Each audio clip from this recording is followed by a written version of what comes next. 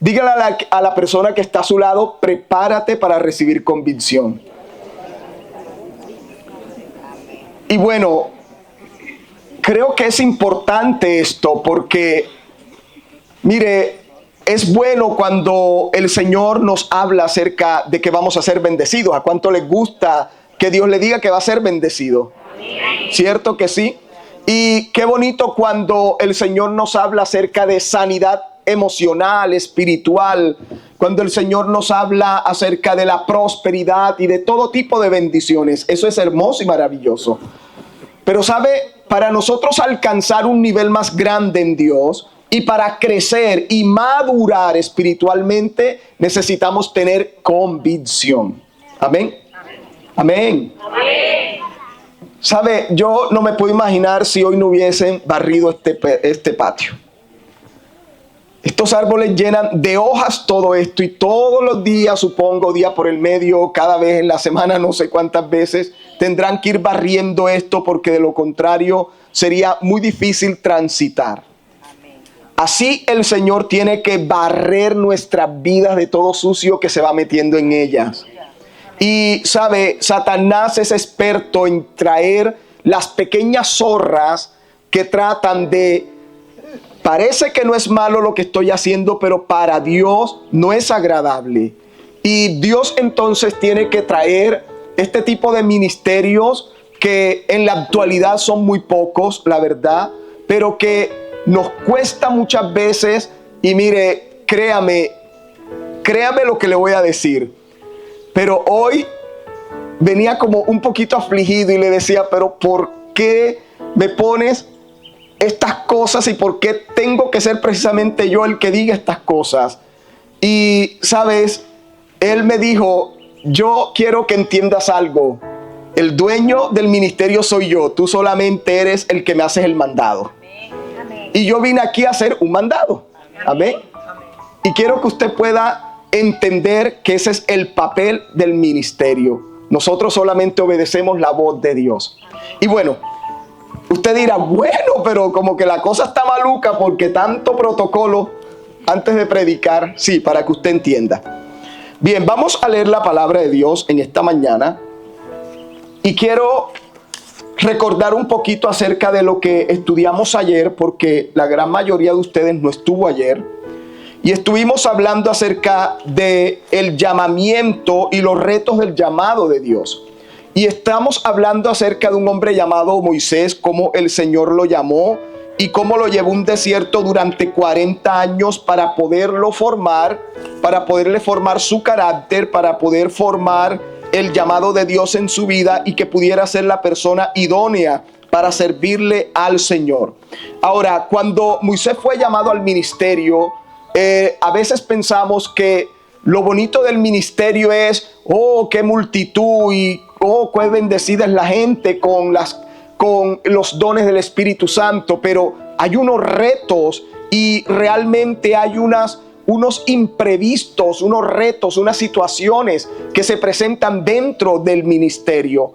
Ayer hablábamos de que la primera iglesia en la historia fue el pueblo de Israel en el desierto. Y el primer pastor que existió en la historia fue Moisés pastoreando a más de 600,000 personas que salieron de Egipto bajo el poder del Señor. Entonces, aquí vamos a ver hoy algo muy importante que tiene que ver con esa iglesia que estaba dentro del desierto y que empezó a ser afectada por muchas cosas que no estaban bien y que desagradaban al Señor.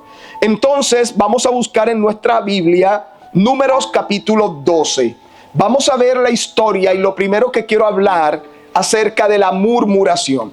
Porque una de las cosas que casi destruye al pueblo de Israel fue la murmuración y fue la rebelión. Y hay dos cosas que hay que erradicar de la iglesia, hermanos. Hay que erradicarlas de la iglesia, de lo contrario la destruyen. Y es la murmuración y la rebelión. Son dos agentes espirituales que nacieron en el corazón de Satanás. Y recuerden que cuando Satanás no era Satanás, sino era Luzbel, que era el lucero ese lucero hermoso creado por Dios, fue el primero que produjo rebelión en el reino de los cielos. Y esa rebelión, ¿qué produjo en el cielo? Diga conmigo, división. Diga, división. División. Pero antes de la rebeldía viene la murmuración. Entonces la murmuración es la antesala de la rebeldía. Porque la murmuración, hermano, no es otra cosa que la conversación en perjuicio de una persona que no está presente en el momento. Y la murmuración no tiene nada de espiritualidad.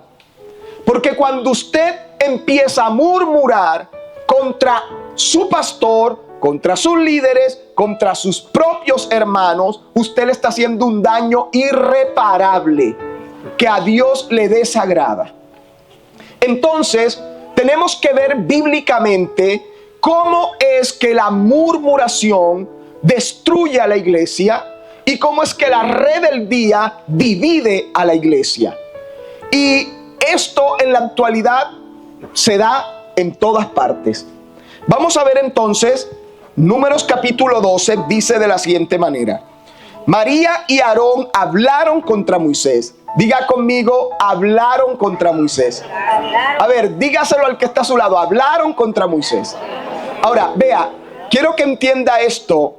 Y mire, esto es lo poderoso de la palabra.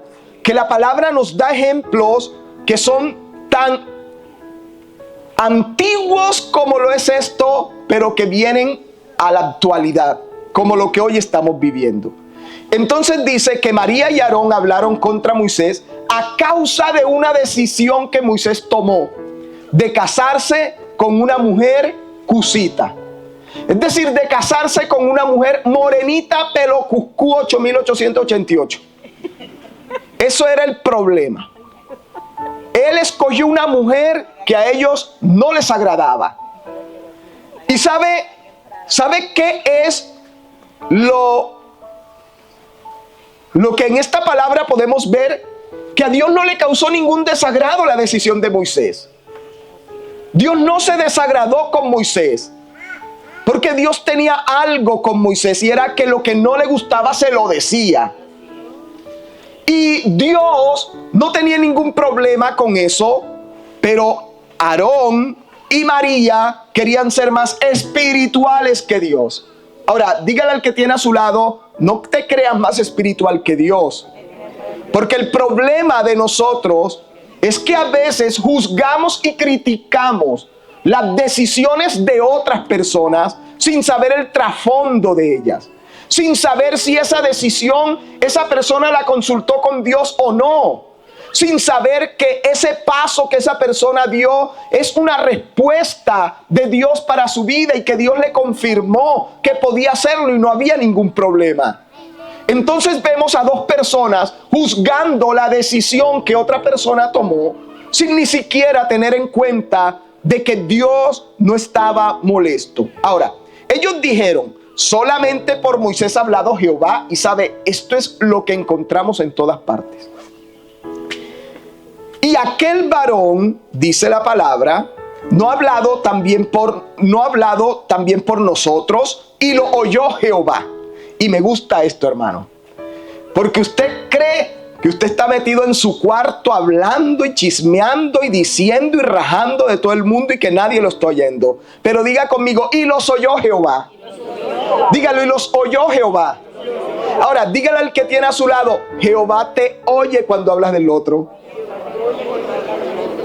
Sí, hermano, es así de sencillo. Pastor, qué revelación tan profunda. No, tú lo sabías. Tú lo sabías. Ve, Jehová los oyó. Y sabes, cuando Dios oye, Él actúa, hermanos. Y mire, ellos estaban, que Moisés cree que él es el único, él cree que él es el que tiene la unción, él es el que cree que es el poderoso. ¿Acaso no ha hablado Dios por nosotros? Él que se cree, ¿y nosotros qué? ¿Y nosotros qué? ¿Sabe? Y ellos estaban afanados en su conversación y no se estaban dando cuenta que estaban ofendiendo al Señor. Por lo menos diga ya, y yo que sé algo. Mire, y Jehová oyó. Y Jehová oyó. Y si usted no me escucha más nada de lo que hoy le voy a decir, llévese esto en su corazón. Jehová oye lo que nosotros hablamos. Amén. Amén. Dice, y Jehová oyó. Y aquel varón Moisés era muy manso, hermano. Y dice que era humilde, gentil, bondadoso, carente de justicia propia, porque habían pasado 40 años donde Dios lo molió en un desierto y le acabó su orgullo, su prepotencia, su arrogancia, su altivez y todo lo que él era, y lo convirtió en un hombre manso. Amén. Y bueno, el hombre manso no se defiende.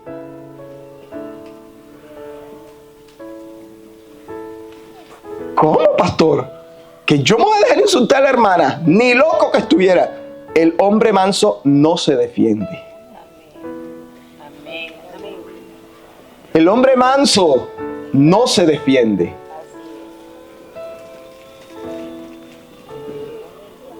Escúcheme, por favor. Escúcheme, por favor. Vea, porque es que usted va a entender por qué el hombre manso no se defiende. Porque él tiene quien lo defienda. Por eso la palabra dice que Moisés era el hombre manso, porque él no tenía justicia propia. Él le había dejado toda su justicia al Señor, y el Señor era quien hablaba por él, quien lo defendía, y quien actuaba a favor de Moisés era el Señor. Ahora lo va a entender, mire. Más era el hombre muy manso, más que todos los hombres que había sobre la tierra. Así que su mansedumbre era apreciada por Dios.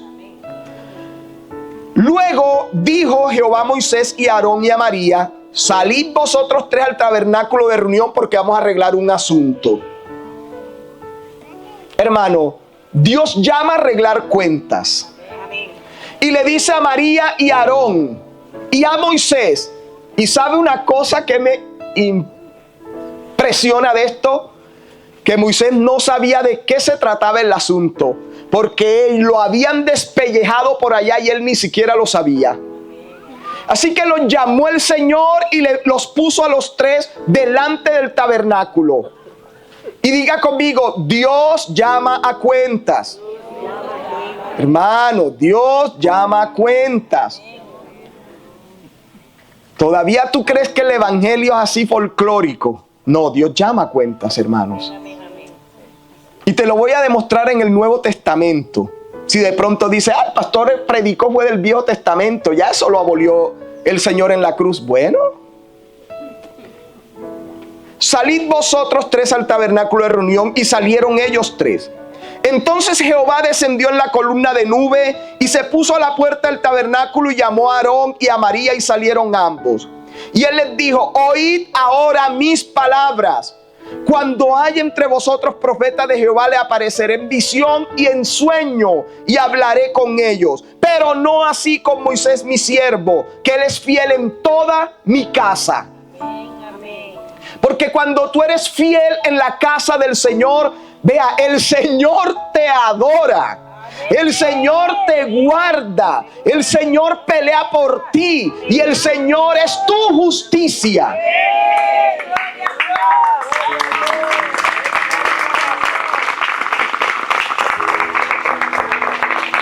No así con mi siervo Moisés, que él es fiel en toda mi casa. Cara a cara hablaré con él. ¿Saben lo que les estaba diciendo? Me da mucha pena con ustedes. Pero si Moisés hubiese cometido un error en la decisión que tomó, yo lo llamo cara a cara y se lo digo. Yo no necesito que ustedes vengan a decirle nada, porque yo se lo hubiese dicho. Y a veces creemos ser mejores que Dios. Y es que cuando me encuentra la hermana va a ver lo que le voy a decir. Y es que cuando me lo encuentre, es que no me lo he encontrado, pastor, es que no me lo he encontrado. ¿Sabe qué, hermano? Yo creo que nosotros estamos muy lejos de la realidad de Dios. Porque nosotros nos dejamos llevar de nuestra naturaleza, de nuestros propios deseos carnales. Pero la cosa con Dios es diferente. Ahora mire lo que dice la palabra. Claramente hablaré con él no por figuras, y él verá la apariencia de Jehová. ¿Por qué, pues, no tuviste temor de hablar contra mi siervo Jehová? Contra mi siervo Moisés, perdón. Ahora mire lo que les dice el Señor. ¿Por qué no tuvieron temor de hablar contra mi siervo Moisés? ¿Sabe qué falta en nuestros corazones? Temor de Jehová. ¿Sabe por qué no nos importa hablar del hermano? Porque no tenemos temor de Dios. Pero sí te dan las manos para levantarlas en el culto y la boca para cantar, que se te quiere reventar la garganta. Pero esa misma boca con la que cantas, alabas y levantas las manos, cuando llegas a casa destruyes a toda la iglesia con tus palabras y con tus murmuraciones. Hermanos, el Señor les dijo: ¿por qué no tuvieron temor de hablar en contra de mi siervo? ¿Por qué no tienes temor de abrir tu boca para hablar mal de otro? Ahora, ni siquiera estoy hablando del pastor, porque del pastor hablan todos los días, muchas veces. Y no estoy diciendo que es en esta iglesia, es en otras iglesias.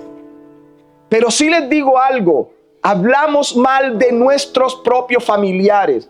Hablamos mal de nuestros hermanos de la carne, de la sangre. Hablamos mal de nuestros padres. Hablamos mal de los vecinos. Hablamos mal de todo lo que se nos presenta por delante.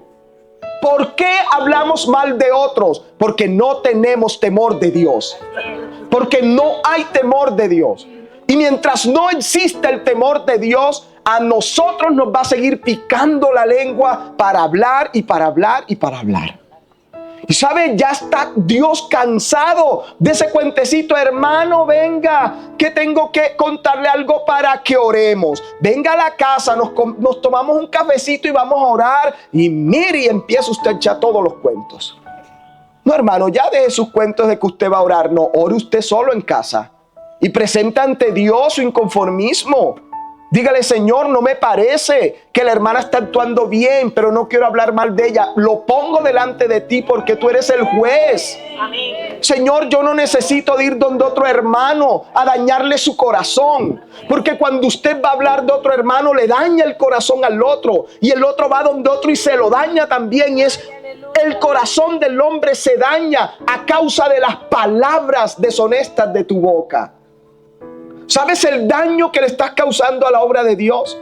¿Sabes el daño que le estás causando al Señor, a la iglesia, cuando no contienes tus palabras?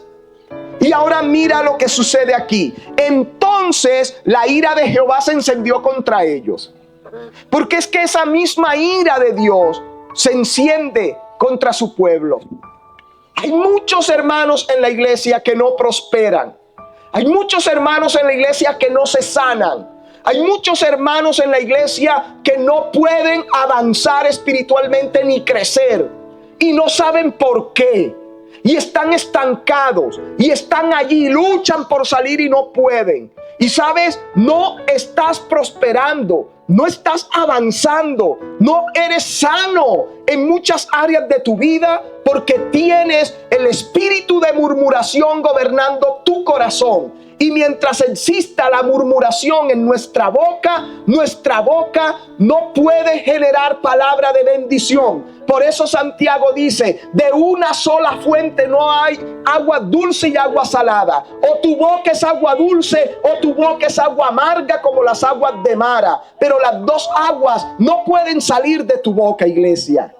Y tenemos que tener una boca de manantial de aguas vivas. Es esa agua que sale de nuestra boca la que bendice. Señor, no me gustó la actitud, pero lo bendigo. Señor, no me gustó lo que pasó, pero lo bendigo. Cuando tú eres un hombre, una mujer, que de tu boca sale bendición, tienes las puertas de los cielos abiertas para que cuando tu boca ore,